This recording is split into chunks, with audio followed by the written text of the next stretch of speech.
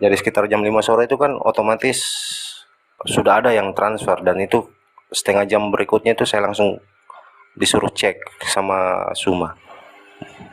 Kami berempat dalam mobil itu,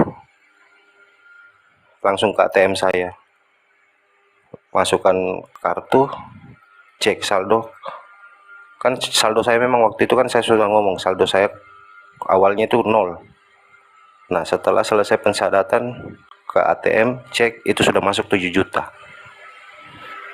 Dan ditariklah 5 juta dengan alasan Suma bilang itu 5 juta buat pengembangan yayasan supaya kita pakai untuk kita pakai untuk salah satunya ya program, kan ada TK, ada rumah hobbit, ada juga sebagai untuk mualaf, untuk pengembangan kegiatan di mualaf center itu, seperti itu. Assalamualaikum warahmatullahi wabarakatuh. Berjumpa lagi dengan Dokter Akal News ya, channel Portal Berita yang menyajikan informasi seputar dunia debat lintas agama secara tepat, cepat, akurat, dan terpercaya. Kita ketahui bersama bahwa para polikardus tidak ada satupun yang sanggup berdebat dengan Bang Zuma. Sudah sekian banyak tokoh-tokoh dari polikardus, jagoan-jagoan dari polikardus yang datang menantang Bang Zuma dan harus pulang menanggung rasa malu. Sudah tidak terhitung berapa banyak polikardus yang terkapar saat berdiskusi dan berdebat dengan Bang Zuma. Rata-rata pulang dengan memalukan. Bahkan mereka harus kehilangan donatur-donatur mereka, pendukung-pendukung mereka. Contoh, Mampet ya Mampet, yang sebelumnya jumlah pengikutnya sudah sedikit, setelah kalah dari Bang Zuma, tambah sedikit lagi. Dan terakhir kapok, sudah tidak mau lagi berdiskusi. Begitu juga dengan B2. Pak B2, setelah berdiskusi dengan Bang Zuma, itu harus menanggung malu dan kehilangan donatur-donaturnya. Donaturnya pindah ke Mikana. Begitu juga setelah Mikana, babak belur, ya pindah lagi ke tempat yang lain. Jadi urutannya seperti itu terus, teman-teman. Urutannya seperti itu terus. Kasihan kalau kita lihat para polikardus ini. Bang Zuma itu terlalu tangguh untuk dihadapi secara diskusi, sehingga para polikardus memilih jalan lain, memilih cara lain untuk mengalahkan Bang Zuma. Yaitu dengan cara apa, teman-teman? Dengan cara menebarkan fitnah kepada Bang Zuma. Jadi dibuatlah fitnah-fitnahan, dibuatlah skenario-skenario untuk menghancurkan dan menjelekkan nama Bang Zuma. Biasa itu, teman-teman. Di kalangan polikardus, cara-cara seperti itu sudah sangat sering mereka lakukan. Menjatuhkan nama orang, membuat fitnah, itu dari dulu selalu dilakukan oleh polikardus. Kalian bisa lihat, mereka kalau diskusi, membahas kitab suci, babak belur. Quran tidak ada celah. Mereka cari hadis-hadis palsu. Setelah hadis palsu, mereka jelekkan pribadi Nabi Muhammad SAW. Kalian bisa lihat, bagaimana Islam itu selalu difitnah melalui hujatan dan fitnahan kepada Nabi Muhammad. Itu yang selalu dilakukan oleh mereka. Pedofil, cabul, tukang perang, sadis. Kan itu selalu dialamatkan kepada kita. Begitu juga dengan pribadi Bang Zuma, yang sekarang coba dihancurkan oleh mereka. Mereka buat fitnahan sedemikian rupa, menjelek-jelekan nama Bang Zuma, mengatakan bahwa Bang Zuma melakukan korup. Dan ini sudah dilakukan berkali-kali. Mungkin teman-teman masih ingat ya, beberapa bulan yang lalu juga ada fitnahan Bang Zuma mengkorupsi uang yayasan. Padahal ya, tidak ada satupun bukti, dan mereka terus melakukan fitnahan itu. Bagaimana fitnahan yang dilakukan oleh polikardus?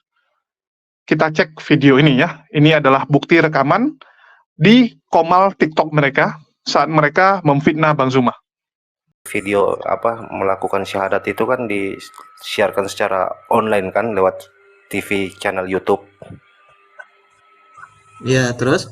Dan di terakhir itu ada bagian part terakhir di mana saya diminta untuk memberi nomor rekening ke mereka semua. Kan ini kan dalam konversi pers mereka di siaran langsung itu.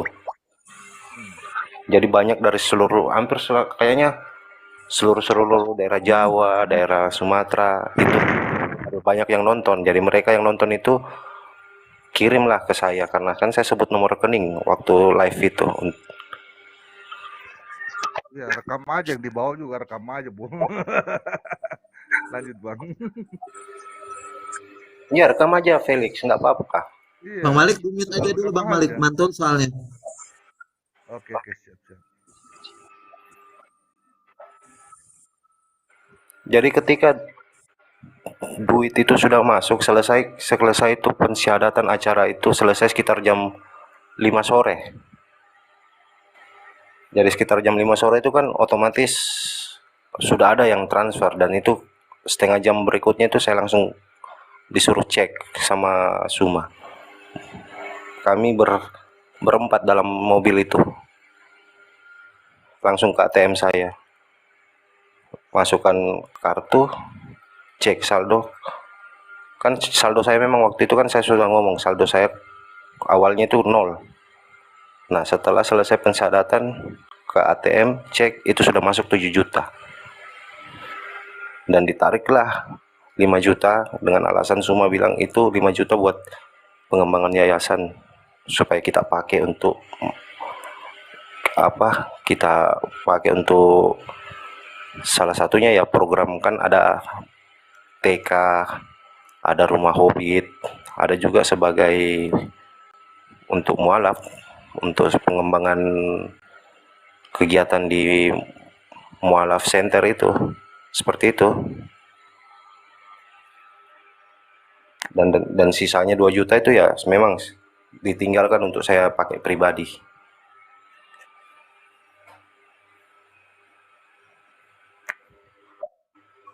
Cuman gitu. Jadi gitu. Berarti memang benar-benar ini ya, benar-benar ada oknum tertentu ya? Ya ada lah Bang. Ya itulah makanya saya singgung kayak gitu.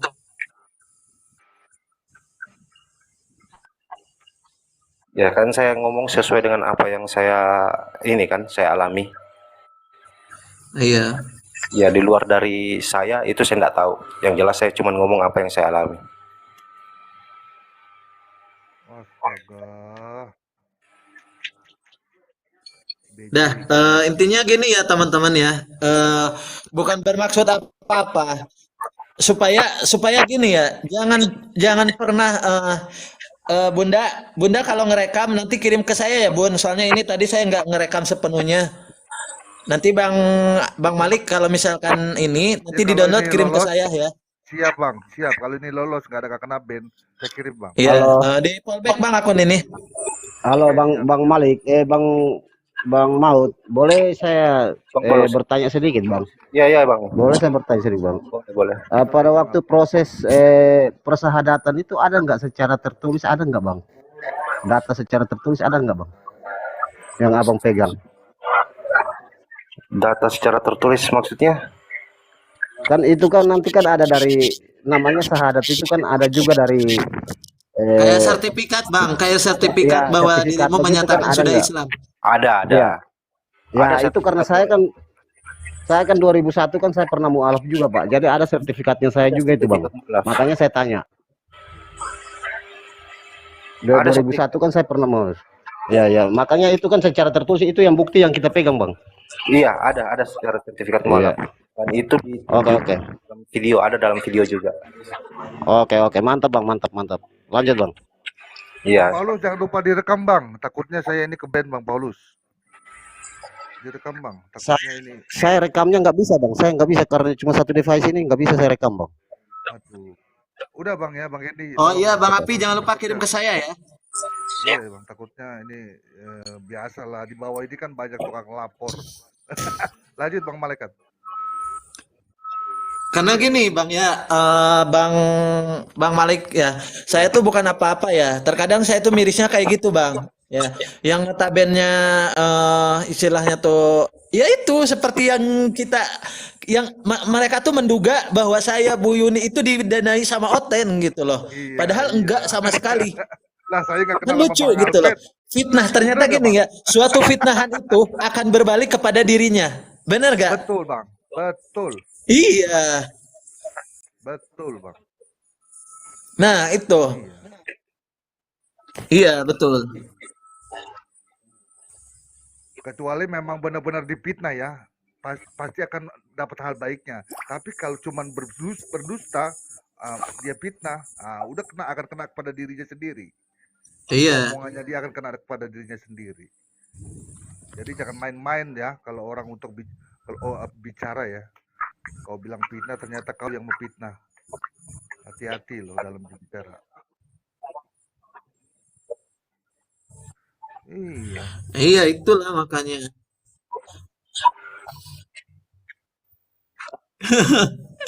Astagfirullahalazim. Ya Allah ya Rabbi.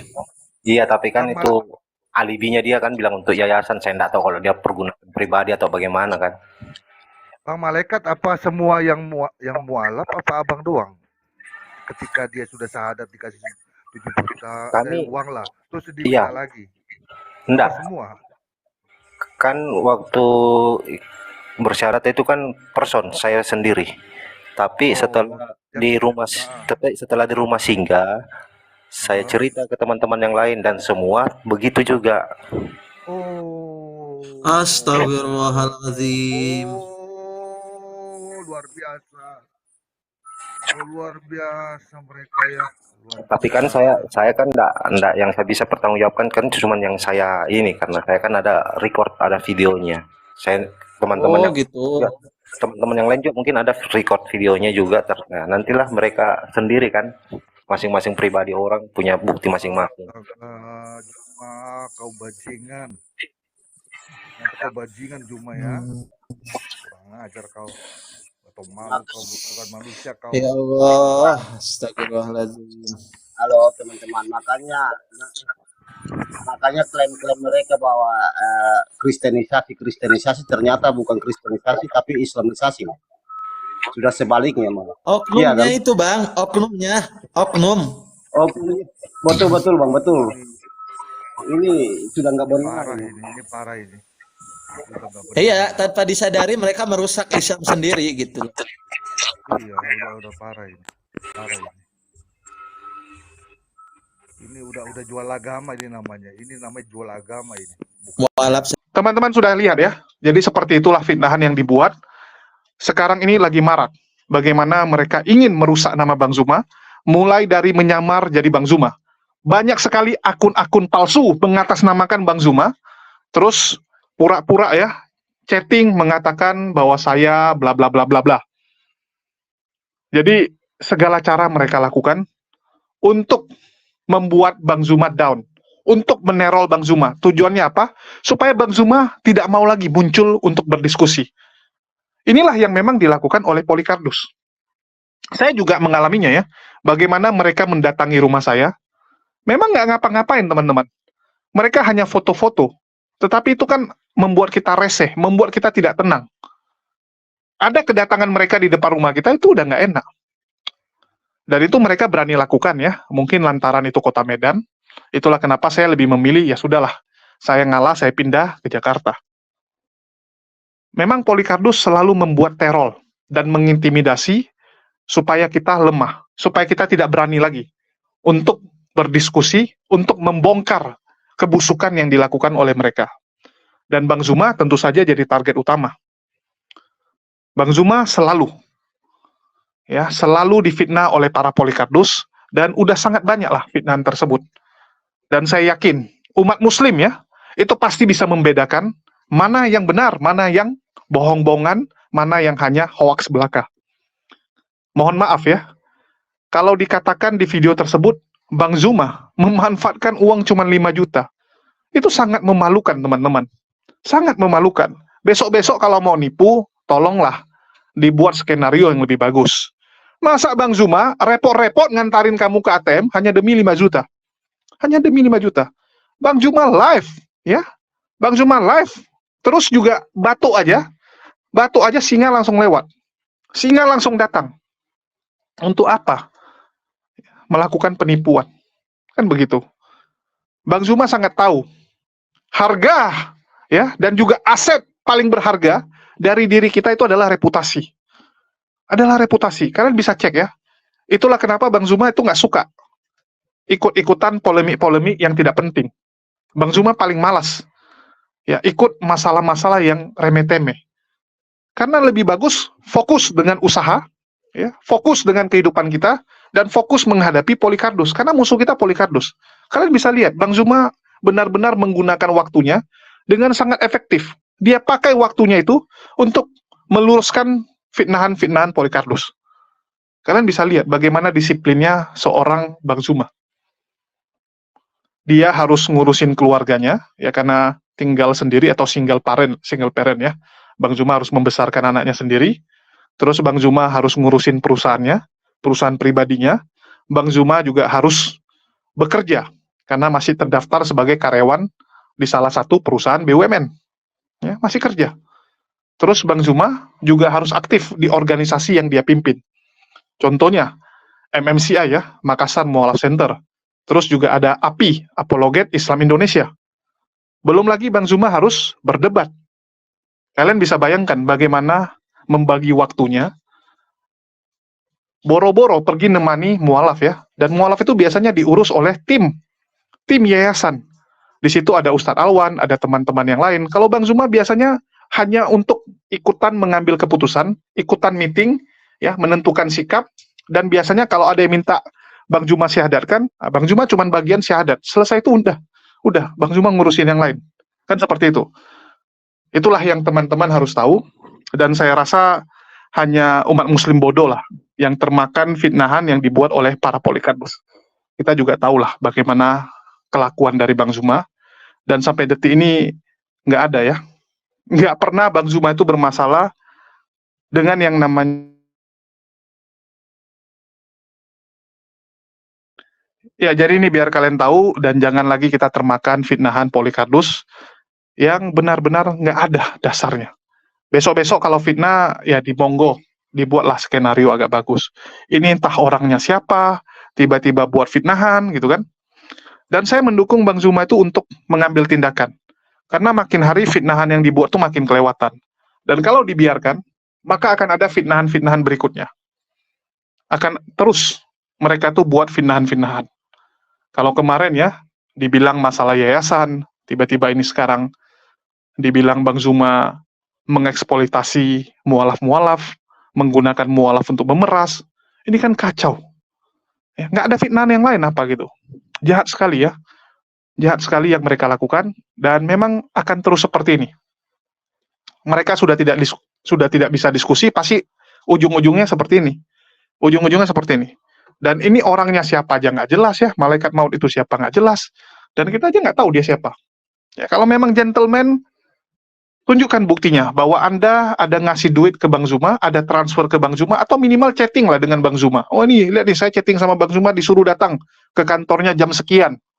Ya, ada buktinya, dan itu bisa divalidasi bahwa itu nomor Bang Zuma. Jangan kamu buat konteks sendiri, terus kamu kasih nama Bang Zuma, kan gitu. Karena Polikarpus ini banyak sekali cara-cara dia untuk memfitnah dan menjatuhkan kita. Banyak sekali. Ya, banyak sekali. Dan itu memang dari dulu dilakukan oleh mereka. Mungkin itu aja yang bisa saya sampaikan. Makasih buat teman-teman semua yang udah nyimak, ya, dan semoga dengan adanya video ini bisa meluruskan persepsi dan fitnahan-fitnahan yang ada di luar sana mengenai Bang Zuma. Dan saya secara pribadi memberikan testimoni ya. Saya cukup kenal dengan Bang Zuma.